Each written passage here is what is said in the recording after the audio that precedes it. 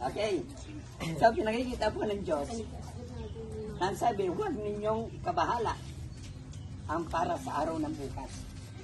Alam niyo po, kung ngayon, ikaw ay saging lang ang kinain, bakit po ikaw, mangangamba, bukas, hindi saging? Mas masarap ang nabibigay ng Diyos sa iyo. Bakit?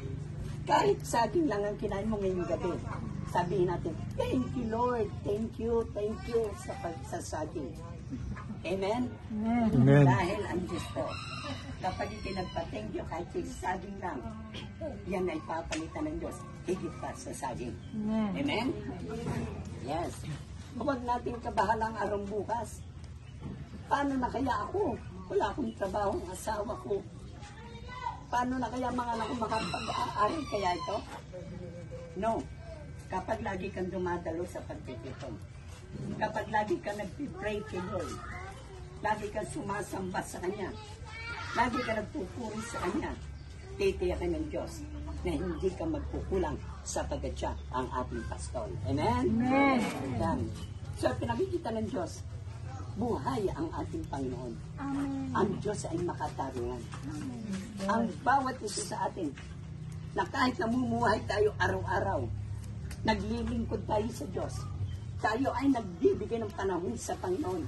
Kahit tayo po, ang ating pamilya, naglalakad tayo maghapon, nabubuhay tayo sa maghapon, biglang nagkasakit.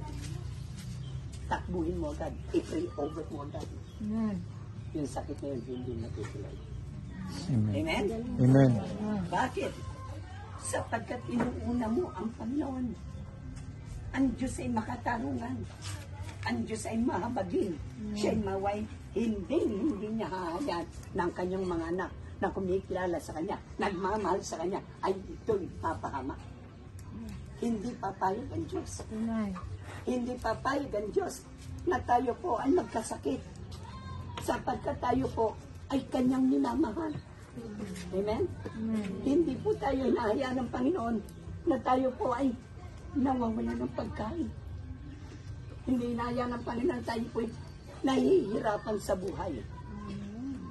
Darating yung mga anak na yan, eh panalangin nyo lamang kung ay panalangin yan.